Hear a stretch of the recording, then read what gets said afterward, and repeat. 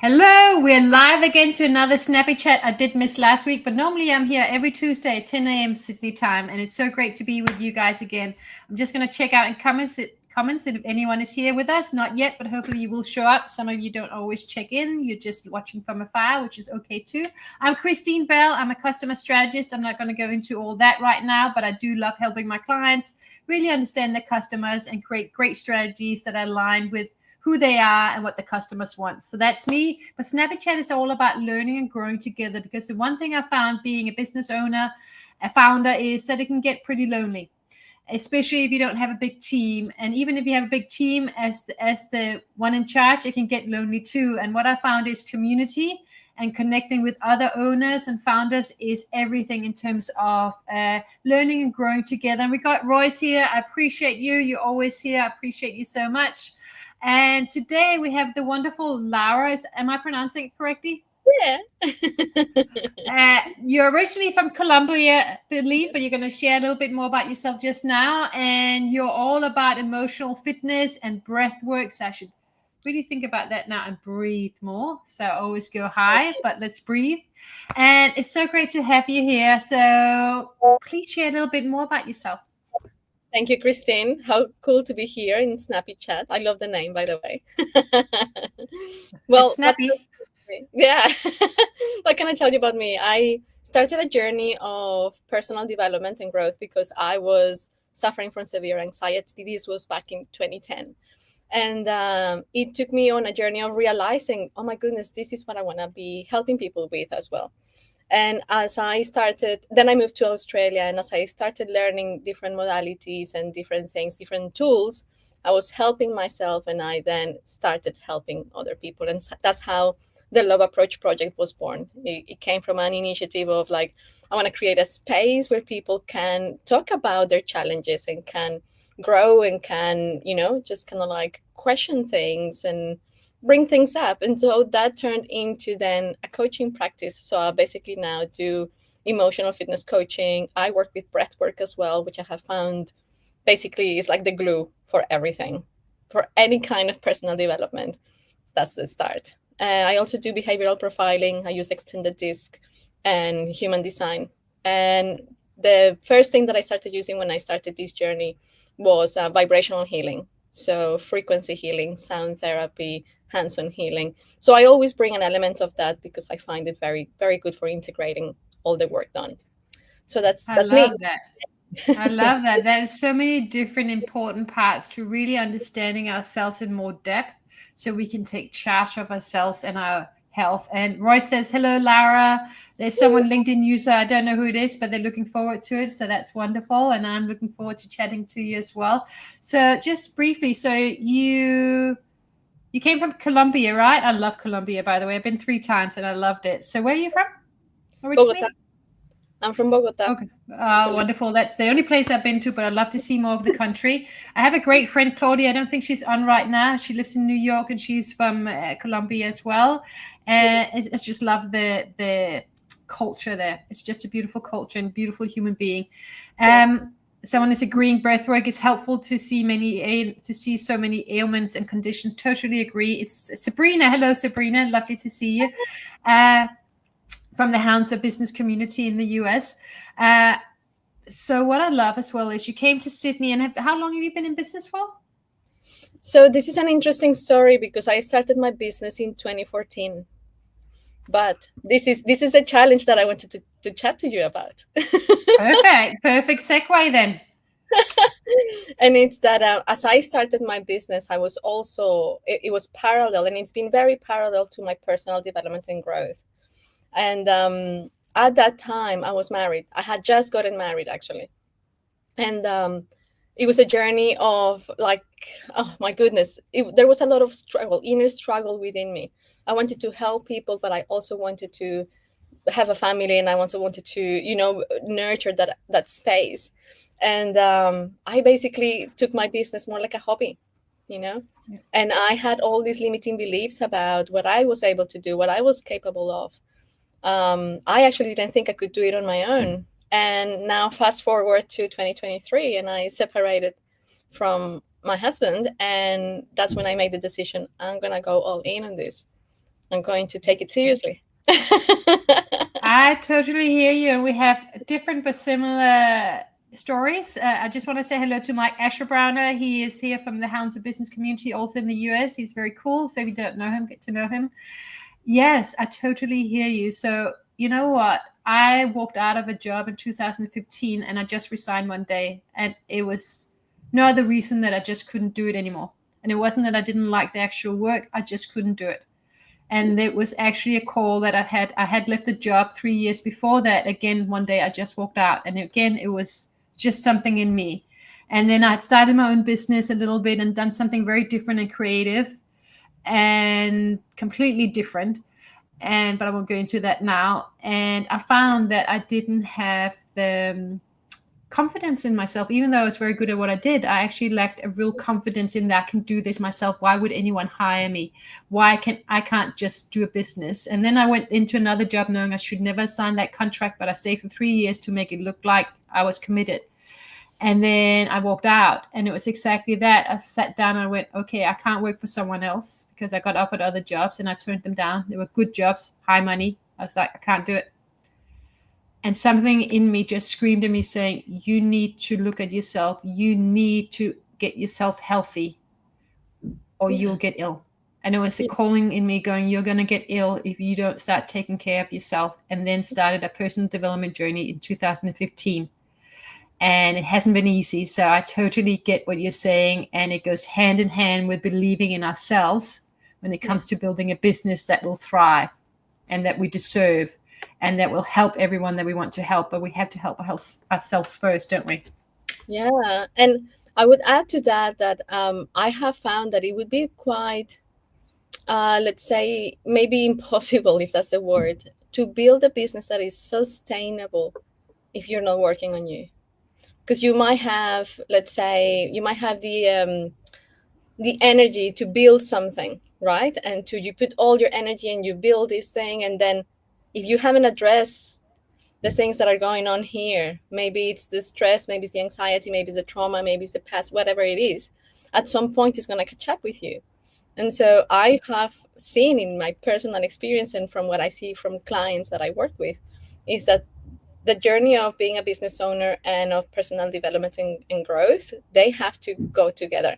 And as you grow, your business grows. And as you grow, you can also impact more people. That's what I have found. It's been so interesting. Like everything I have gone through, I have helped my clients through as well. And that is just so rewarding. And I love that. And I think they say you can't help someone else with something you haven't helped yourself with first. So you actually have to heal yourself first to be able to help other people heal the same issue or similar things. Yeah. And I think, and maybe it's not true for everyone, but I think it's becoming more and more true in the time we're living in now, is that a lot of people are actually, I found that my personal development journey is exactly driving my business. Like you, they go hand in hand. And I would say the personal development journey possibly comes first. And then that is driving me in my business and really getting me clear on who I am, what I'm actually passionate about. And you think, well, I know what I'm passionate about. But sometimes it actually takes a little wee while to figure out what that looks like and how it best manifests itself in a way that fits with who you are and your abilities and joys. Yeah, 100%. It's like it is an extension of your journey. I have found that my experience with my business, it has put me into experiencing the uncomfortable, the discomfort from for example, doing sales or pitching something or going to a networking event. And I'm not a shy person. I do need my time for me, but I'm usually very interactive with people and all of that. But all of that has required that I say yes to doing things that I wasn't familiar with. And it's very interesting because that's basically what I help people do, which is make friends with uncertainty, become okay with it, because it's the only thing that is actually a constant. So, yes, change is absolutely guaranteed in every minute. It just depends on how big that change is. Yeah, how disrupted it feels to us personally. And that comes back to how we feel about ourselves and being okay with feeling that discomfort. And I just want to say, Mike Ashburn is saying, I've worked on my inner self nonstop for 16 months. We think we have a business problem, but we mostly have an inner problem. When you get yourself healthy inside, your business starts to grow. 100%. Couldn't agree more. Exactly. So how, in terms of, because there's a lot of founders out there, or people who want to start a business, who might be stuck in a job right now that they kind of know how to do, but they're not loving it for many different reasons, and they really feel like they have something more to give that they would be more passionate about. What's your recommendation to them? Because first thing is opening up to change, of course, but what else? Well, I have an approach with my clients, and it's that sometimes we have to go baby steps, because if we go perhaps too full in, and I'm not saying that it's not possible, but if you, let's say, leave absolutely everything, burn all your bridges, which once again, it's one way, that could actually throw you into a place of, into a freeze mode, right? Like it's too much uncertainty to deal with. Well, if you start with a few steps that do take you out of your comfort zone, that do stretch you, then you can start building that way. Now, we are all wired differently, right? So for some people, the challenge and they're driven by challenge, right? So maybe leaving everything and starting a business is their way. I know, for example, for me, that wasn't going to be the way, because I am driven by comfort, interestingly enough. I will. To some extent. And so for me, it needed to be a gradual journey. So feeling to you, like reflect upon what is the thing that is going to drive you the most. For me, I know it would put me into too much of a space of fear if I were to do everything like that. Having said that, though, it was at the moment in which my life radically changed after separation that I decided to go all in. But I had already had a journey of many years of building stuff little by little. Yeah. So you weren't starting completely from fresh. You already leaned into what it is like to have a business, what is required to build a business, what that might look like for you, what you were enjoying parts of it, where you wanted to take it. And you had sort of like the framework, or the sort of the beginning steps done, which actually takes a lot longer than most people realize. I'm not saying some people can't go in and boom, 2 weeks later they are super successful, but usually when I see that, it's either because they were already in that type of business anyway, and they just started doing it for themselves, and they already have access to a large pool or sufficient pool of customers who are willing to pay quite good money right up the front. Yeah, they already have the relationships built. And I kind of did that, because when I started my business, it was literally, I couldn't go back to a job. I was offered, I think, 3 jobs within half a year, and I couldn't say yes to them. And I was looking at my bank account, and I was looking at all the like insecurities around it, and they were going, well, why can't I say yes? And I just couldn't do it. But I started getting jobs in anyway, actually from my old employer. So I was freelancing for a little while, so it kept me afloat. And then I started bringing in big clients, but it was because I had the relationships. Yes. And I was quite comfortable there, but there was something in me that was sort of in my background that's going, I want to work with small businesses. I want to work with founders who wants to grow something they're really passionate about. I want them to have the freedom that I want. I want them to have the passion that I want too. So you kind of want to give to others what you want yourself, I think. And then came a little lockdowns, and suddenly it was like, wow, all the big clients that I had, not many, disappeared. I was a one-man band, and I was at risk, of course, when that happened. And suddenly I was like, wow, all I have now is to figure out how to go online, which was out of my comfort zone. Yeah, another challenge. Well, it's and finding new clients, like, new types of people to connect with. Yeah. And, I think you just touched on a point that is very important, and it's the connections you have. Like I had very few connections for the first 9 years of my journey. I mean, I knew people, but I hadn't stepped out of my little bubble of connections. And I live in an area, Mosman, I'm sure you know Mosman, in Sydney. Yeah. But it's a lovely area that you basically don't want to leave. And I hadn't really stepped out of that. So when I decided to go all in, when I had this crossroads moment, the first thing that I did was to sign up to a networking group. that's actually where I met you. Yes. And and after that I was like, oh my goodness, why hadn't I done this before?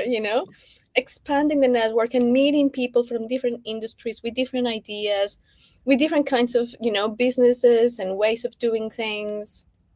To me, that's fascinating because I'm very interested in behavior, right? But yeah, like for me it was very uncomfortable at the beginning to go and talk to people that were like accountants or lawyers or right, because it was completely out of my known, basically.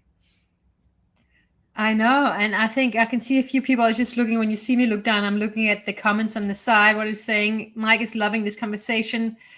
Um, he's gonna start stealing my guest again, which he often does. So don't be surprised if he reaches out to you. But it's all good because he'll bring you, he'll show you off in America, which is a great place to be shown off to. Yes, we all have to go through it. There's this thing that I think most people have to go through, especially when they're jumping out of the comfort zone when it comes to they're building a business. Like it's not within their little fears where they're already existing and have connections. It's beyond that, and it's very, very weird when you suddenly have to reach out to people you really don't know, and you have to get to know them and understand how you can service them, how you can help each other connect and build together and co-create together. Yes. Yeah. 100%. And it's so interesting. Many people ask me, so has networking worked for you? And I'm like, well, it depends, right? On the question, on what angle are you looking at it from? I would say it hasn't really represented in terms of money. I haven't had many referrals coming as clients, but what it has given me is this feeling, this knowing that I can do it first.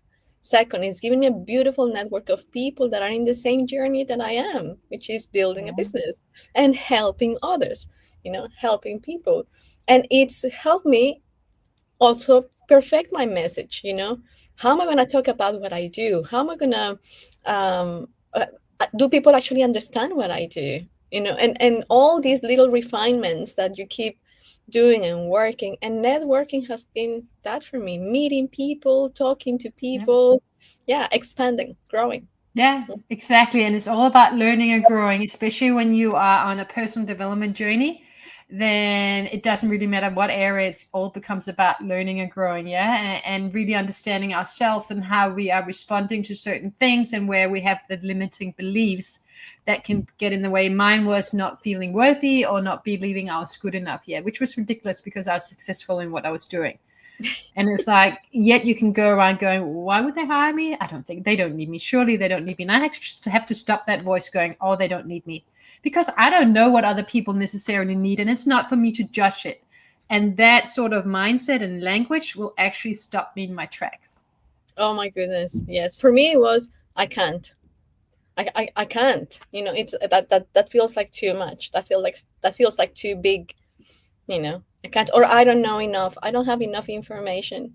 And one of the things that I have done in this journey is that I have had a coach for the last 5 years, maybe, and that has been like a rock for me because it really helps me, decode all these different things. So even though I coach people, I also have a coach.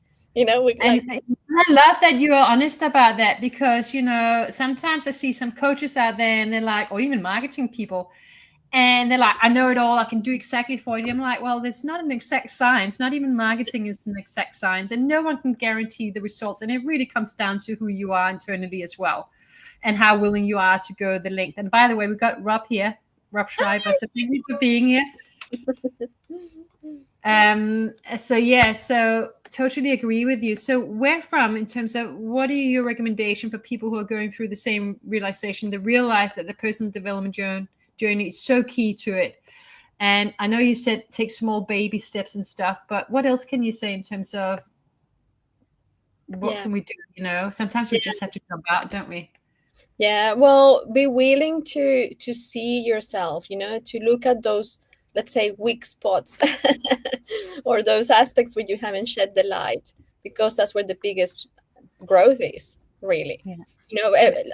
silly example, or not silly example, but one of my examples of my own journey is I didn't want to know about money. I was so scared to go there and to see it, right? But it's when I start looking at my numbers, which I don't like Excel sheets or spreadsheets or anything, but I have to go and do that, the uncomfortable. I believe really that if we allow ourselves to experience that and be okay with the feeling that is like, oh, it's not that nice, it just helps you grow. So be okay with that. Be okay with the discomfort, I would say. Yeah. And how do we, because I think we can all relate to having that discomfort, that feeling inside. And sometimes it can be very loud, I think, and sometimes it's just subtle. Yeah. What are your best tools to not panic in that moment and start doing things that the head tells you or the ego tells you to do versus listening to our higher self or our inner voice? I love that question.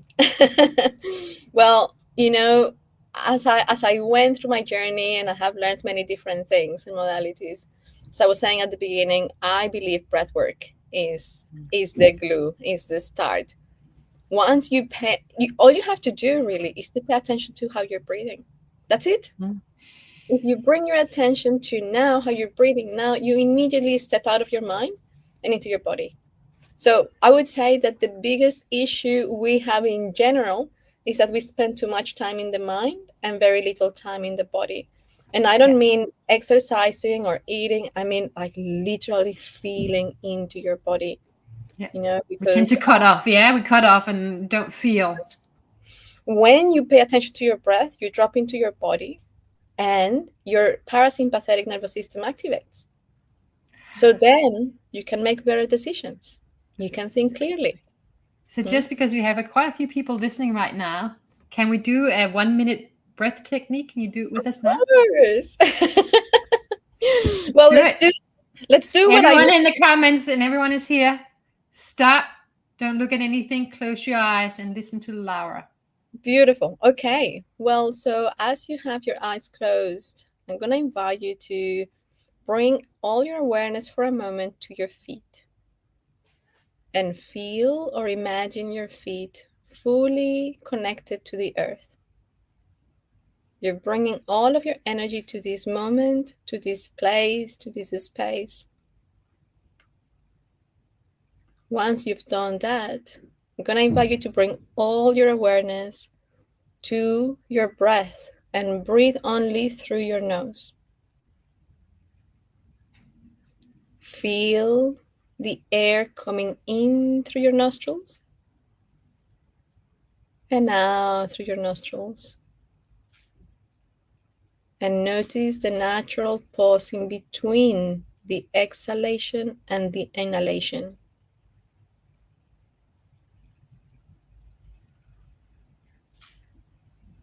That's all you have to do. Breathe in and out. And notice that pause. And as you do this, you bring total acknowledgement to your body, because it's the vehicle for this experience that you get to call life. That's so beautiful. Thank you. And we can all do this any time of the day, right? Anytime. It's been shown that 90 seconds of that, but even really just a few seconds, but 90 seconds of that is like a full activation of your vagus nerve. Wonderful. I'm just reading a comment here. I panicked. I actually said I've had it, and I'm just going to put myself out there to hold me accountable. And that's how I started my podcast, Laughing Out Loud. It worked kind of, but it did make me more comfortable with talking to others and just being me. Mm-hmm. Of course. So, yeah. Awesome. Exactly. And that's why connection and community is so important. And on that note, just because I'm going to do a little bit of advertising, I'm actually a guest on Mike Asher-Browner's House of Business Community show on Thursdays in Sydney, Wednesday in the United States. And we're going to talk about community, human connection, and how it's so important to not try and do this all on our own. Some people can, but for a lot of us, we need some kind of community, whatever that looks like for us, and that human connection to keep going when the going gets tough, and also when we want inspiration and collaboration, because I truly believe that co-creation and collaboration is the name of the game if you want to go bigger in innovation and bigger in business. Love it. Couldn't agree more. Exactly. So this is why meeting and networking events, whatever it looks like, look around, and I'm love to get your point of view as well, and some advice here before we finish up shortly. But we can go to networking events. What else can we do in terms of putting ourselves out there in a way where we connect with others and we actually build our community at the same time to not just help our business, but also help us keep going? I would say having a mindset of giving, one thing that I've noticed, especially I noticed this at the beginning of my journey in networking, is that many people got to the networking events and they were expecting to receive, right? Yeah. What am I going to get out of this? Yep. But what if 100%. you go? What if you go with the mindset of, what can I give to these people here today? Right? Yes. Because the cycle of giving and receiving is a cycle, right? Yes. So and you can't force it either. You just got to trust whatever way it shows up, it's going to show up if you give. Of course, don't be silly. If some people take advantage, make note of that and give to others who don't take advantage, but it will come back. Exactly. And that's the thing, that you don't know who's going to come to you to give to you. You don't have to think about that. You just go there with the mindset of giving, not only to networking events, but to everyone, to everyone, like really igniting that generosity from within. That's going to maintain you. And actually, it makes you feel so good that it really pumps up your self-esteem, your self-reputation. It's like such a, I forgot the word for that in English. What's the Spanish word? Give us the Spanish word. I actually don't know the Spanish word either, I guess. But I know what you mean. And I'm not saying that we can't find generosity in all countries. We can, but it's interesting. When I was in Colombia, I had like the taxi driver who was driving me around, he drove me the whole week. He was so generous. He took me to museums. He took me sightseeing. He helped me with anything in Spanish. And at the end, he even bought me an English-Spanish translation and started practicing Spanish with me in the car. And one time when I went, the flight was so delayed, he waited until 2 a.m. in the morning to pick me up from the airport, so I wasn't going to be without anyone. That's so beautiful. Yes. And those are the things that make a difference. It's extraordinary. And I'll say, we can look at the world and go, oh my God, what's going on? But if you look around, you'll see there's more good people than bad people. You just have to be open to it. And it starts with you being a good person yourself and generous. Exactly. Focus on that. Interestingly, I don't know if I told you before, Christine, but I have a degree in journalism. So when I was doing journalism, I had to watch the news, read the news, listen to the news. After I suffered from anxiety and all of that, I stopped it. I went cold and I didn't watch news again, read the newspapers. And many people obviously were like, what are you doing? You need to be informed. And for me, it was like, do I actually need to be informed? Or do I actually need to be more here, connected? Because this is where I'm going to be making decisions from, right? And then trust whatever news you do need will come to you in some way and form from someone. You don't have to read the papers. It will come to you. Exactly. And I totally agree with you. And they have, I know. I don't read the news either. I don't look at the news. I don't look at TV. Actually, when I watch any kind of programs, they're actually usually around traveling, or they're very wholesome and very beautiful. So it actually adds to me rather than makes me more stressed. On that note, I can talk to you forever. So we're going to have to stop, Lara, but thankfully I see you quite often. Yes. Please tell us a little bit more about how people connect with you. I'm sure Mike Asher Brown has already sent you a message. He's beautiful, so get to know him, and fun, a lot of fun. Awesome. Just ignore his remarks around accents because he has his own special accent. You'll find out.